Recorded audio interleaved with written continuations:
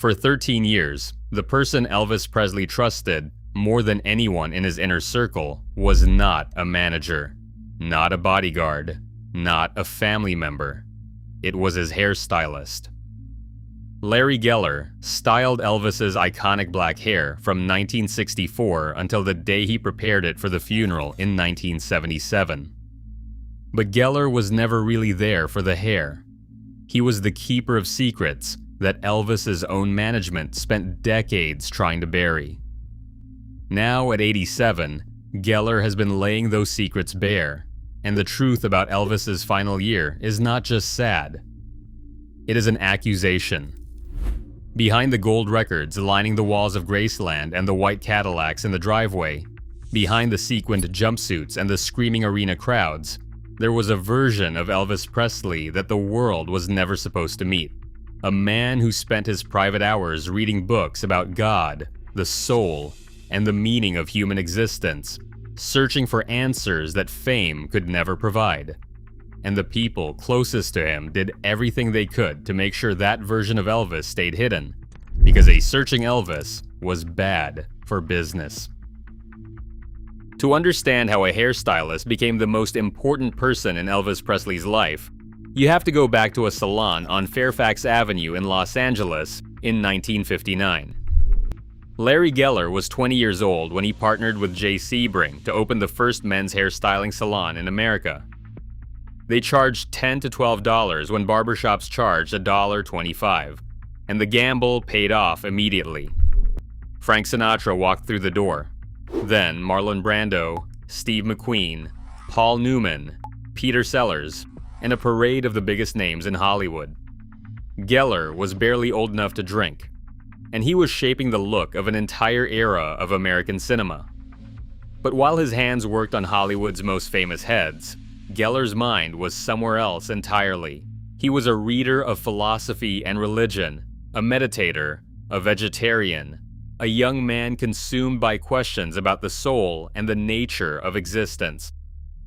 In the glamorous world of celebrity hairstyling, that made him an oddity. It also made him the exact right person for a phone call that would arrive 5 years later and rearrange the rest of his life. And that phone call would carry a cost Geller could never have predicted, because his salon partner Jay Sebring would be dead within a decade, murdered alongside Sharon Tate by the Manson family, on a night that horrified the entire country. On April 30th, 1964, Larry Geller received a call asking him to drive to a house on Perugia Way in the Bel Air neighborhood of Los Angeles to style the hair of Elvis Presley. He packed his kit, drove past the throngs of fans camped outside the Iron Gate, and was escorted inside. The haircut itself was ordinary, 45 minutes of washing and cutting in a small bathroom sink. But when Geller finished and Elvis looked in the mirror, something unexpected happened. Elvis turned to him with an intensity that had nothing to do with hairstyling and asked him point blank, "Who are you, Larry Geller? What are you really into? What are you all about?" Geller hesitated. He could tell Elvis what every other person in his orbit told him. The safe thing, the thing that kept you employed and comfortable. Or he could tell the truth. He told the truth. He talked about his spiritual practice, the books he read, the meditation, the search for meaning that consumed his private life. And Elvis's reaction stunned him. The biggest rock star on the planet leaned forward with tears forming in his eyes and said he had no idea how much he needed to hear exactly that. For the next 3 hours, these two men sat in a bathroom in Bel Air while Elvis poured out his soul. He talked about growing up in a 2-room shack his father built in Tupelo, Mississippi. He talked about his stillborn twin brother Jesse, the ghost that had followed him his whole life. He talked about his mother Gladys, the only person he ever fully trusted, and the poverty so deep that he never stopped wondering why he, of all people, became Elvis Presley. That afternoon changed both of their lives. Elvis hired Geller as his exclusive personal hairstylist on the spot, pulling him away from the Sebring salon and every other client. However, the job title was a disguise. What Elvis really wanted was a spiritual companion, someone who could feed his hunger for knowledge about God and the universe and the purpose of human life. Geller brought him books by the armful, texts on Eastern philosophy and Western mysticism, and the teachings of yogis and Christian mystics. Elvis devoured them. He underlined passages, filled margins with notes, carried trunks loaded with hundreds of books on every tour. By 1965, Elvis was reading spiritual literature every single day, and the people around him watched the transformation with growing alarm. The Memphis Mafia, the entourage of friends and employees who surrounded Elvis at all times, resented Geller from the beginning. They had a good thing going, an endless party bankrolled by the most generous man in show business, and this hairstylist with his meditation books was threatening to ruin it. They gave him nicknames dripping with contempt, calling him the Swami, and Rasputin, and Lawrence of Israel, though never within earshot of Elvis. But the real threat came from higher up. Colonel Tom Parker, the manager who controlled every aspect of Elvis's career and finances, saw Geller's influence as a direct attack on the money machine he had spent years building. A spiritually awakened Elvis might start asking questions about contracts and percentages and why his manager took 50% of everything he earned.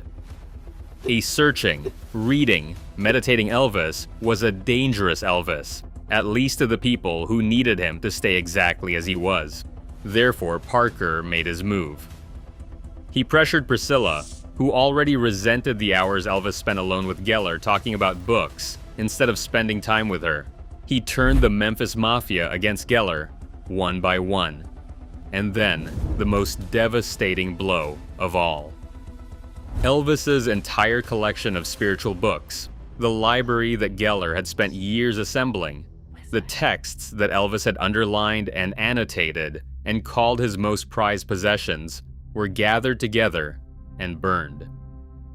Geller saw what was happening and left before he could be fired, walking away from Elvis in 1967 and having no contact with him for 5 years.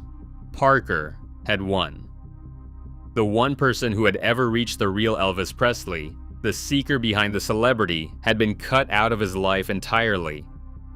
But in 1972, when Elvis began touring again, Geller came back, and the man he returned to was barely recognizable. The spiritual fire that had burned so brightly in the mid-1960s was buried under layers of prescription medication, physical decline, and a career that had become a gilded prison. Elvis was performing grueling concert schedules that left him exhausted, trapped in contracts that Parker refused to renegotiate, and surrounded by people who told him what he wanted to hear instead of what he needed to hear. Geller watched the deterioration up close, styling Elvis's famous black hair before concerts where the singer could barely stand, witnessing a slow collapse that everyone around Elvis treated as normal because stopping the show meant stopping the money.